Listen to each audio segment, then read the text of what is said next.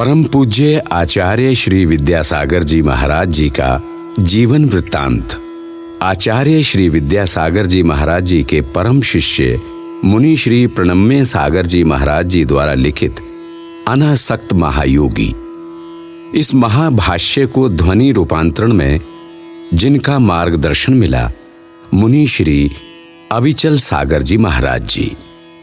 इस ध्वनि रूपांतरण का सहयोगी भाग्यशाली परिवार जैनाचार्य श्री विद्यासागर जी महाराज जी के परम श्रेष्ठ भक्त परिवार, श्रेष्ठी श्रीमान जी उत्तम चंद जैन, पत्नी श्रीमती प्रभा जैन, कोयला परिवार, पुत्र श्री अनुराग जैन, पत्नी श्रीमती जूही जैन, पुत्र कुमार योग्य और कुमार प्रांजय, पुत्र श्री अनुज जैन, पत्नी श्रीमती विभा जैन, पुत्र कुमार अरहन जैन, कटनी मध्य प्रदेश।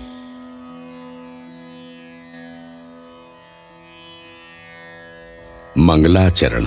जो निःशंकित आदि गुण रूपी जल के बल से पुष्ट हुए हैं, जो क्षायिक निर्मल सुख आदि फलों से युक्त हैं, जो शुद्ध बल, शुद्ध दर्शन, शुद्ध ज्ञान आदि भावों से जीवित रहते हैं, वह सिद्ध रूपी कल्प वृक्ष उत्कृष्ट सिद्धि को देवें। ध्यान रूपी अग्नि से घाती कर्मों को विवेकी पुरुष ने जलाया है। वही अरहत जिन अथवा हरि नाम वाले हैं। इस प्रकार आपको स्मरण करते हुए मनुष्य आत्म धर्म की सिद्धि को प्राप्त कर लेते हैं। जो रत्नत्रय रूपी आत्म धर्म का एकत्व भाव से आचरण करते हैं तथा अन्यों को आचरण कराते हैं, वे आचार्य परमेष्ठी इस लोक का उपकार करने के लिए निश्चित ही भव्य आत्मा शिष्यों का पालन करते हैं। इस कलिकाल में प्रवर्तमान स्वपर शास्त्रों को तथा जिनेंद्र भगवान के वचनों को जो जानते हैं, जो रत्नत्रय की प्रतिमूर्ति हैं तथा सभी को ईष्ट हैं, उन उपाध्याय परमेष्ठी की वह देशना सदा वृद्धिगत रहे। जो संसार शरीर से भयभीत हैं, जिनका भय नष्ट हो चुका है, जो लोभ से रहित हैं, क्षमी हैं, इंद्रियों का दमन करने वाले हैं तथा साधु संबंधी सभी कृति कर्मों को करते हैं, ज्ञानी हैं, प्रकृष्ट दानी हैं, मान रहित हैं, अपनी आत्मा से संबंध रखने वाले हैं, श्रमण हैं, वह मुनि सदा मेरी रक्षा करें। सन्मति महावीर जिनेंद्र तिरंथर कर श्रुत की रचना करने वाले गुरु गौतम गणी, जिनेंद्र भगवान के वचन, जिन चैत्य, जिनालय, यह सभी इस संसार में परम मंगल करने वाले हैं। मैं इन सभी को नमन करता हूँ। इस संसार में निर्मल पंच परमेष्ठी का मंगल समस्त विघ्नों का विनाश करने वाला माना गया है। मोक्ष का कारक, सुख देने वाला, समता का आलय, सुख उत्पन्न करने वाले इस मंगल को भव्य पुरुषों अवश्य करो। सम्यक दर्शन की रक्षा के लिए जिनेंद्र भगवान के मनोहर बिंब, समग्र ज्ञान की रक्षा के लिए वसति में सिद्धांत शास्त्र और चारित्र की रक्षा के लिए विचित्र तपश्चरण करने वाले मुनि, ये तीनों ही धर्म के अवयव स्वरूप जहाँ रहते हैं, वह दक्षिणा पथ जयवंत रहे। कर्म भूमि पर्यंत तप की तुलना में अग्रणी कोई भी नहीं हुआ है। इस प्रकार अपने उत्सेद से कहती हुई दक्षिण दिशा में भगवान बाहुबली की मूर्ति है, वह सदा जयवंत रहे। उसी दक्षिण में आचार्यों में प्रमुख महान मुनि श्रेष्ठ बुद्धिमान शांति सागर जी हुए हैं। उन्हीं के शिष्य इस पृथ्वी पर आचार्य वीर सागर जी, उनके शिष्य आचार्य शिव सागर जी और उनके शिष्य आचार्य ज्ञान सागर जी और उनके पट्ट शिष्य विशाल संघ को धारण करने वाले आचार्य विद्यासागर जी मुनि श्रेष्ठ हुए हैं। उन अनासक्त महायोगी के चरित्र को कहने में इस धरती पर कौन समर्थ है, अर्थात कोई नहीं है। फिर भी उनके श्रेष्ठ गुणों में अनुराग के कारण भक्ति से अपने आचरण की शुद्धि के लिए उनके प्रकृष्ट गुणों का गान यथा बुद्धि करता हूँ। अपने भक्त के लिए इष्ट सिद्धि कौन महापुरुष नहीं देता है, अर्थात सभी देते हैं। पुण्य योग से जिनका प्रभावशाली जन्म स्वतंत्रता के लाभ के लिए और कुतंत्र की हानि के लिए हुआ है, सच तो है सूर्य के उदय होने के पश्चात क्या अंधकार का नाश अपने आप नहीं हो जाता है, अर्थात हो जाता है। मोह रूपी महाकाले पटलों से आच्छादित आत्मा के लिए भानु के समान तथा घाती कर्म रूपी पर्वतों के समूहों को गिराने के लिए वज्राघात के समान आपको नमस्कार हो। कलिकाल में उत्पन्न हुए शैथिल्य रूपी रात्रि में चलने वाले कीड़ों को जो इस धरती पर भानु की तरह दूर ही फेंक देते हैं, सम्यक्तव रूपी दृढ़ तलवार से कुलिंगियों के कुशासन को छेद कर जिन्होंने मुक्ति के लिए साधन भूत जिन शासन की सुरक्षा की है, सिद्धांत, अध्यात्म, साहित्य, न्याय, शब्दानुशासन, व्याकरण, इनको एक पात्र में आत्मा में उत्पन्न हुआ देखकर विद्वान लोग विस्मयता को प्राप्त हुए हैं। जिनके चारित्र की चर्चा में विद्यानंदी आचार्य और अनेक साधु प्रसन्नता के साथ कहते हैं कि श्रेष्ठ चारित्र को वहीं पर आचार्य विद्यासागर के पास जाकर के देखो। 12वें गुण स्थान में स्थित वीतरागी को यदि आप देखना चाहते हो तो विद्यासागर मुनिराज को देखो। इस प्रकार आकाश मंडल में प्रकाशमान हुए बाल सूर्य के समान जिन मुनिराज की आचार्य कल्प श्रुत सागर जैसे चिरदीक्षित साधु भी प्रशंसा करते हैं, समग्र ज्ञान रूपी जलधारा के द्वारा अनंतरंग और बहिरंग यम रूपी कूलों को कसने वाली तथा परिशोहों रूपी तरंगों से उछलती हुई नदी के समान जो मुनिराज सुशोभित हैं, समस्त शास्त्रों में पांडित्य प्राप्त करने से जो विद्वानों में अग्रणी माने जाते हैं तथा लोक स्थिति संसार की परिस्थिति का परिज्ञान होने से जो इस लोक में व्यवहार को जानने में भी कुशल हैं, इस लोक में राजा की शरण में आए हुए आश्रितों की तरह जिनका आश्रय पाकर के जीव सुखी होते हैं तथा वीर भगवान की सभा में पहुंचे हुए प्राणियों की तरह जिनके पास पहुंचकर डरे हुए जीव निर्भय हो जाते हैं, जिनके वात्सल्य की प्रकृष्ट कृपा रूपी छाया में स्थित होकर के दुसह पथ को प्राप्त करके अच्छे साहस के साथ सज्जन पुरुष सहज ही चलते जाते हैं, अर्थात मोक्ष मार्ग कठिन है, वह जिनकी कृपा छाया से सरल लगने लग जाता है और भव्य जीव उस पर सहजता से चलते चले जाते हैं। जिनका प्रतिक्षण का निर्दोष चारित्र देख करके मूलाचार को नहीं जानते हुए भी शिष्य समीचीन आचरण करने लग जाते हैं। 4 हाथ प्रमाण भूमि को देखकर एरिया समिति से चलते हुए जिन्हें देखकर इस प्रकार से ही मुझे चलना चाहिए, ऐसा शिष्य जान लेते हैं।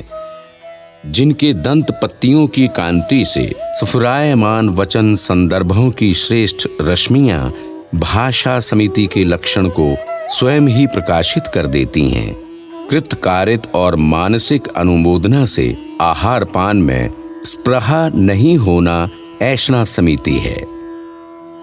वह ऐषणा समिति नित्य निस्पृह पुरुष के लिए ही होती है। देख करके और अच्छी तरह से परिमार्जित करके उपकरणों के रखने और ग्रहण करने में जिनकी वृत्ति को देखकर शिष्य आदान निक्षेपण समिति तो इसका नाम है, ऐसा मानकर समिति को जान लेते हैं। निकट में निर्मित शौच गृह में प्रासुकता से रहित स्थान में रात्रि में जो शौच क्रिया नहीं करते हैं, वही उच्चार प्रस्त्रवण समिति विद्वानों ने जानी है। महाव्रतों के ग्रहण करने पर भी जिनका समिति के साथ प्रवर्तन होता है वह ही संयमी होते हैं। कली काल में ऐसे संयमी आप माने गए हैं, जिनके ब्रह्मचारी शिष्य स्वयं के समान ही कौमार अविवाहित हैं और उच्च शिक्षा को ग्रहण करके भी जिनके प्रभाव से दीक्षित हुए हैं, जिनके सभी शिष्य मुनि और आर्यकाएं यौवन गुण से संपन्न और ज्ञान विज्ञान से भरे हुए हैं, उन सभी शिष्यों के जो नायक हैं, मेघ रहित आकाश में पूर्णमासी के चंद्रमा के प्रकाशित होने पर भी उसमें कलंक दिखाई देता है, किंतु जिनकी कीर्ति निष्कलंक है, उनकी उपमा किससे दी जाए। इस भारतवर्ष में भुज गुजरात में भूकंप आने पर लोगों की गृह और धन विनाश को प्राप्त हो गए, किंतु जिस दीवार पर आपका बिंब चित्र लटक रहा था वह घर ही सुरक्षित रहा। जिनके स्मरण मात्र से रोग और विघ्न दूर हो जाते हैं, इस तरह की वार्ता प्रत्येक व्यक्ति के मुख से सुनी जाती है, जो लोगों के लिए विस्मय उत्पन्न करती है। जैसा कि पहले सुना जाता था कि ब्रह्मचर्य के प्रभाव से स्वयं के और दूसरों के विघ्न नष्ट हो जाते हैं, उसी प्रकार से वर्तमान में आपके सानिध्य में देखा जाता है। जो अन्यथा नहीं बोलते हैं और बहुत कुछ मौन से ही रहते हैं, तथा जो बोलते हैं उसका प्राणों के कंठगत होने पर भी पालन करते हैं, जिनके चित्त में गुरु की मूर्ति टांकी से उकेरे हुए की तरह सदैव विद्यमान रहती है और वह मूर्ति दिव्य ज्ञान स्वरूप से आज भी अधिष्ठित है। तपते हुए रवि की कांति होने पर क्या कमलिनी दुख को प्राप्त होती है?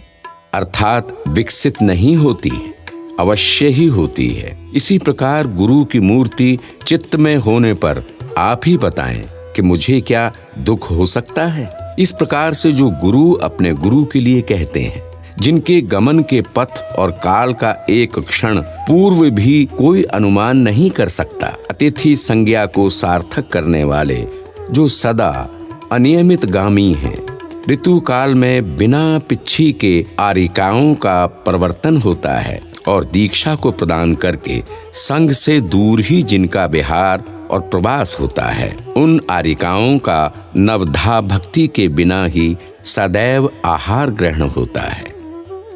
निर्दोष संग की वृत्ति के लिए श्रेष्ठ गुरु की यह दूरदर्शिता है। जिनके संग में पीने का जल कुएं का ही नियम से लिया जाता है और रात्रि में बिजली का प्रयोग तथा उसके बने उपकरण निषेध किए गए हैं। शुद्धि के समय पर मिट्टी का प्रयोग नहीं होता है। गर्मी में पंखे आदि का प्रयोग नहीं होता। अग्नि पक्व फल अथवा उन फलों का रस ही सेवनीय है और उसी को प्रासुक माना जाता है। एक केंद्रीय जीवों की रक्षा करना परम धर्म है।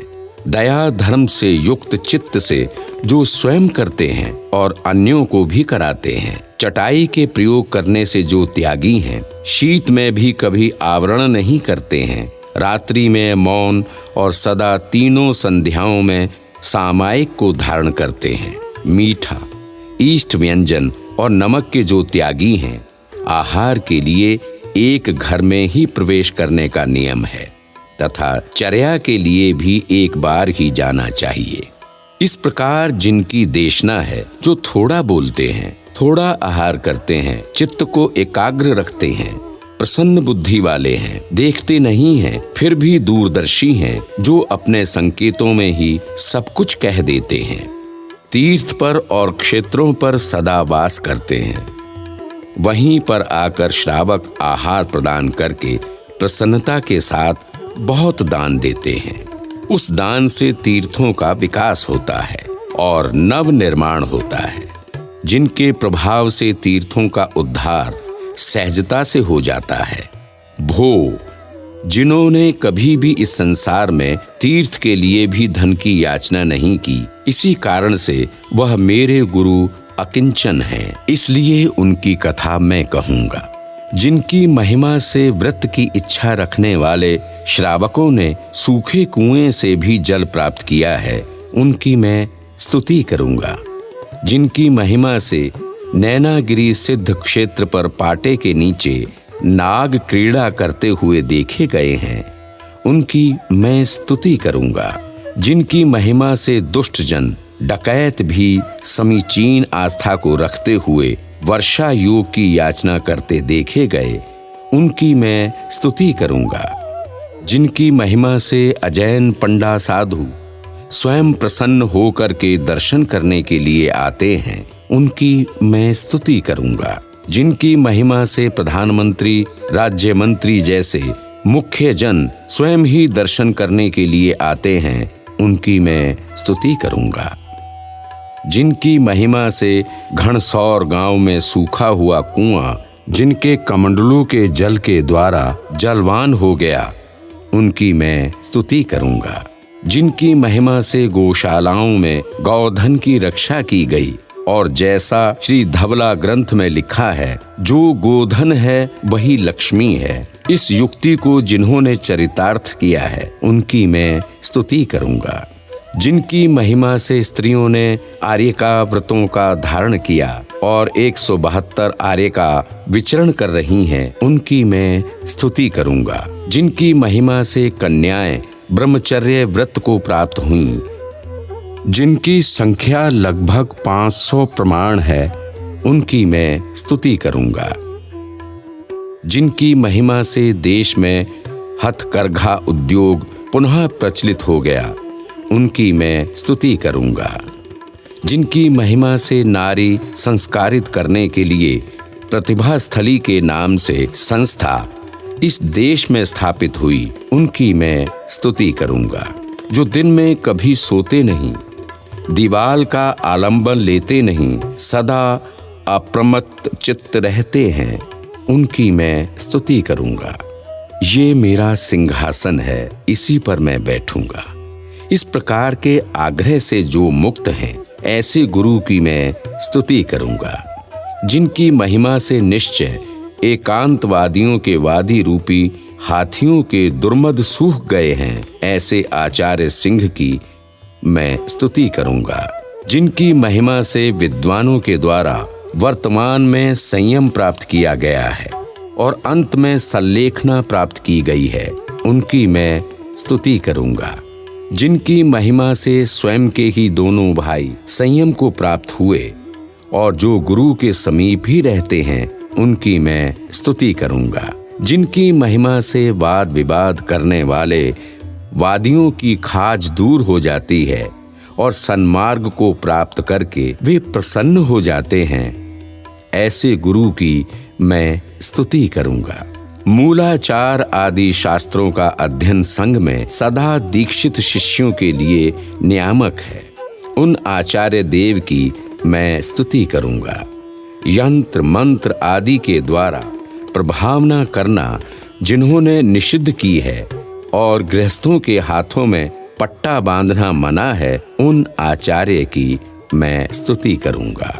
इस प्रकार गुणों से भरे हुए गरिमा से युक्त समीचीन गुरु की कथा, आख्यान या काव्य जो कुछ भी हो, उसे मैं श्रेष्ठ भक्ति से कहूँगा। कथा 4 प्रकार की कही गई है। उसमें पहली आक्षेपणी कथा है, दूसरी विक्षेपणी, तीसरी अमृत स्वरूप संवेदनी कथा है, अन्य चौथी निर्वेदनी कथा है। ये कथाएं धर्म फल के अभ्युदय को देने वाली हैं। इनसे अन्य वार्ताएं विकथाएं हैं जो पाप देने वाली हैं। इन कथाओं में से इस प्रसंग में मैं अंत की 2 कथाओं को संवेग और वैराग्य के साथ कहूँगा। अन्य कथाओं को तो न्याय ग्रंथों में कहा जाता है। 7 अंगों से सहित राजा होता है, 7 रिद्धियों से विभूषित मुनि होते हैं, 7 भेदों से युक्त तत्व होता है। इसी तरह से 7 अंगों से युक्त कथा होती है, जिसमें जीव आदि द्रव्यों का, 3 लोक का, 3 काल का, तीर्थ का, भाव का और फलों का तथा प्रकृत विषय का विस्तार होता है। वह धर्म कथा है। उन अंगों में इस वीर भगवान के तीर्थ में उपशम भाव से संयुक्त प्रासंगिक विषय वस्तु के रूप में आचार्य परमेष्ठी के चारित्र की कथा वस्तु रची गई है। इस कथा का फल वैराग्य, तत्व विज्ञान, स्पष्ट रूप से आचार शुद्धि और दोनों लोकों का हित करना जानना चाहिए। ये समीचीन काव्य धर्म से सहित है, सभी अंगों से सहित है, सभी के हित की इच्छा से प्राकृत और संस्कृत वचनों के द्वारा अपनी इच्छा के अनुसार मेरे द्वारा विस्तारित किया जा रहा है। मेरा यह काव्य लोगों के मनोरंजन मात्र के लिए नहीं है और ना ही यह काव्य लोक में श्रृंगार रस के कामी पुरुषों के लिए प्रिय है अथवा पांडित्य को दिखाने के लिए क्लिष्ट और श्लिष्ट मिले जुले समास पदों में नहीं है। ऐसे काव्य तो पत्थरों के टुकड़ों को ढोने के समान केवल बुद्धि के भार के लिए है अथवा भास आदि के काव्य के समान काव्यों की गिनती में स्थापना के लिए भी मेरा मन नहीं है और ना ही इस काव्य में प्राचीन पुराणों की तरह कथा वृद्धि का उद्देश्य है। जिन बुद्धिमानों का आग्रह रस अलंकार और शब्दों में होता है, उनके आगे यह काव्य भले ही हास्य के लिए हो, फिर भी कोई भय नहीं है। रवि के समक्ष दीपक को क्या भय होता है। यह काव्य कहीं तो सुभाषितों से परिपूर्ण है, कहीं पर अर्थ की संपदा है, कहीं पर पृथक पृथक पदों का न्यास है और किसी सर्ग में समासांत पदों का समावेश है। जो विलक्षण बुद्धि वाले हैं उनके लिए तो यह नई विद्या प्रमोद के लिए होगी, किंतु जो पूर्वाग्रह से ग्रसित हैं उनके लिए मात्र मुंह बिगाड़ने का हेतु होगी। दूसरे लोग मेरी प्रशंसा करें, ऐसा चिंतन करके बुद्धिमान कभी आचरण नहीं करते। कल्याण की इच्छा करने वाला कल्याण के लिए ही कल्याण के रास्ते को दिखाता है। जो महापुरुषों के द्वारा पाले गए हैं, जो महान अर्थ मोक्ष को देने वाले हैं, निश्चय से महान व्यक्तियों के द्वारा इस पृथ्वी पर इसीलिए उन्हें महाव्रत कहा गया है। मुझ महाव्रतधारी मुनि के द्वारा महाव्रतधारी की कथा कही जा रही है।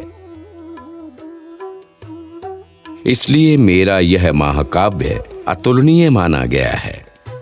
जो दोषों के खोजने में संतुष्ट होते हैं, सज्जनों ने उन्हें दुर्जन माना है, किंतु जो सरसों मात्र गुणों को भी मेरु के समान मानते हैं, उन्हें सज्जन माना गया है।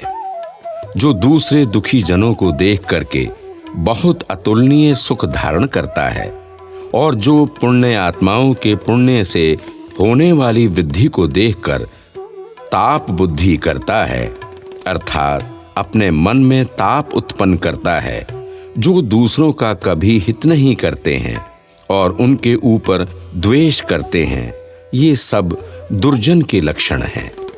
बुद्धिमान मनुष्य ऐसे दुर्जनों को जानकर दूर से ही नमस्कार करें। जो पाप रूप 3 लेश्याओं वाला है, दुर्बुद्धि है तथा जन्म, जरा, मृत्यु इन तापत्रय को बढ़ाने वाला है, आहार आदि 4 संज्ञाओं के लोभ में रत रहता है तथा पाप क्रियाओं में संलग्न रहता है, पहले तो प्रसन्न मन के साथ प्रीति उत्पन्न करता है, बाद में वक्रता धारण कर लेता है तथा समय आने पर कार्य का विघात करने वाला होता है। ऐसे दुष्ट मनुष्य को सज्जन लोग दूर से ही छोड़ते हैं। जो मोह को छोड़कर सत्य हृदय वाला जीव बंधु वर्ग में कभी भी अन्याय नहीं करता है, बंधु वर्ग में होने वाले अन्याय को सहता नहीं है और न कभी अपकीर्ति को सहन करता है। जो निर्लोभी है, सदैव धर्म बुद्धि को धारण करता है तथा आत्म प्रशंसा नहीं करता, निंदा से दूर रहता है, दया बुद्धि को धारण करने वाला वह जीव ही सज्जन माना गया है। जिसके अंदर ज्ञान होने पर भी जो दूसरों के आगे मौन धारण करता है, शौर्य होने पर भी शरीर को शांत रखता है और क्रूर भावों से दूर रहता है, धन होने पर भी मद से रहित होता है और कभी भी अपशब्द नहीं बोलता है, उसको परम पुरुष प्राय पुण्यवान जीव कहते हैं। दुर्जनों में जो रोष नहीं करते हैं और सज्जनों में जो संतुष्ट नहीं होते हैं, राग द्वेष की निवृत्ति हो जाने से श्रवण में ही सुमनस्तकता होती है। श्रोता गुण को ग्रहण करने वाला हो और वक्ता हित का उपदेशक हो। संक्षेप से बुद्धिमान पुरुष श्रोता और वक्ता के यही लक्षण जानते हैं। इस प्रकार कहीं पर तो यह काव्य गद्य में पढ़ने रूप है, कहीं पर यह बहुत ही मृदु गेयात्मक है। दोनों प्रकार की भाषाओं के शब्द समूह से यह काव्य सर्वात्मक सर्वरूप है। ऐसा यह काव्य जयवंत हो। श्रेष्ठ गुणों से युक्त, श्रेष्ठ धर्म को अच्छी तरह धारण करने वाले अति विशिष्ट महापुरुष के विषय में की गई यह श्रेष्ठ भक्ति से उत्पन्न यह पदावली मोक्ष को देने वाले, सुख को देने के लिए पदावली के समान है।